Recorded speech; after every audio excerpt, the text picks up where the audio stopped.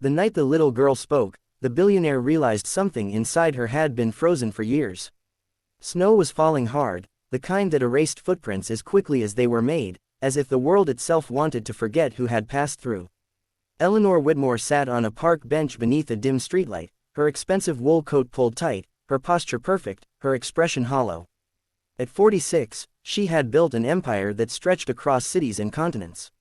Her name opened doors, her signature moved markets, yet on that bench, surrounded by silence and snow, she felt smaller than she ever had. The board meetings she had walked out of still echoed in her head, numbers, projections, praise without warmth. She had won again, and felt nothing. A few steps away, Daniel Reyes was trying to zip his daughter's red coat with numb fingers. He was tired in a way sleep didn't fix. 42, a widower for 5 years, balancing 2 jobs and one small, stubborn hope that life could still be gentle.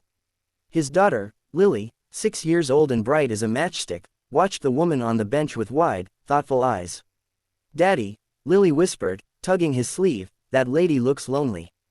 Daniel followed her gaze. He saw the woman's stillness, the way her eyes stared past the falling snow, as if she were waiting for something that had already decided not to come. He sighed softly. "Sometimes grown-ups choose to be alone, sweetheart." Lily frowned. Then she chose wrong. Before Daniel could stop her, Lily slipped free and walked toward the bench, her boots crunching softly against the snow. Eleanor noticed her only when the small shadow stopped in front of her. "Ma'am," Lily said politely, holding up a cup of hot chocolate Daniel had just bought, steam curling into the cold air, "you can borrow my daddy." Eleanor blinked, certain she'd misheard. "I'm sorry." Lily pointed behind her where Daniel stood frozen in embarrassment.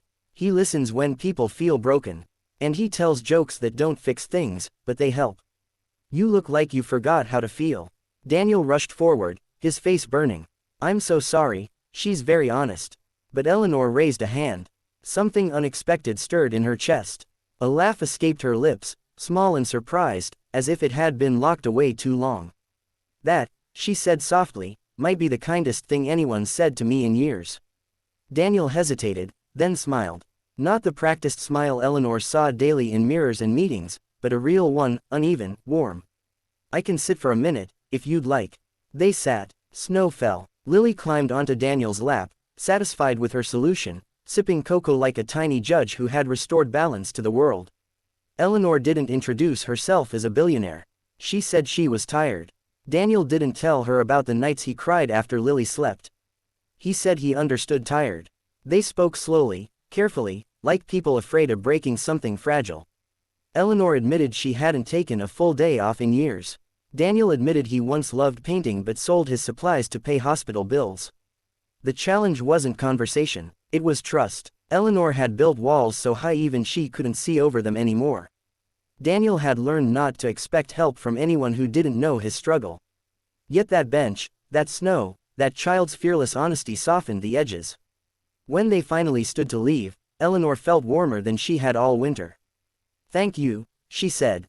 "Both of you." Lily smiled. "See, Daddy, lending you works." They parted, footprints quickly erased. Weeks passed. Eleanor tried to return to her old rhythm, but something had shifted. The silence in her penthouse felt louder.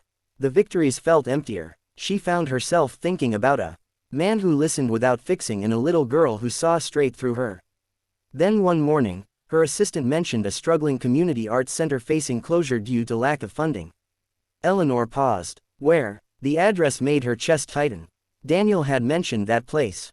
He volunteered there. That afternoon, she went, not as a donor, not as a savior, but quietly.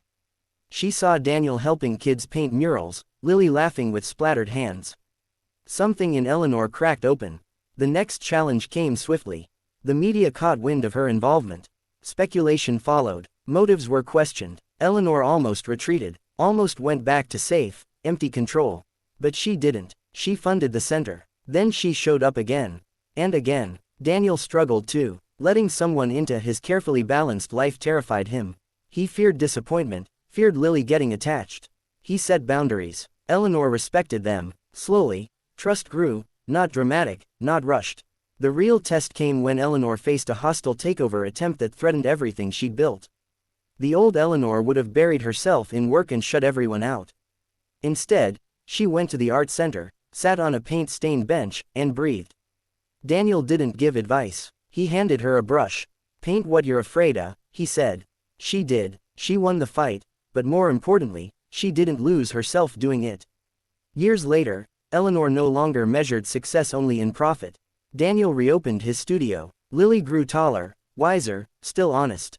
On a snowy evening much like the first, Eleanor sat on that same bench, this time laughing, warm, alive. When asked in an interview what changed her life, Eleanor didn't mention money or power. She said, "A little girl once told me I could borrow her daddy. She was right. I borrowed his kindness, and I learned how to feel again." And sometimes, the greatest wealth comes not from what you own, but from who dares to reach you when you've forgotten how to reach back.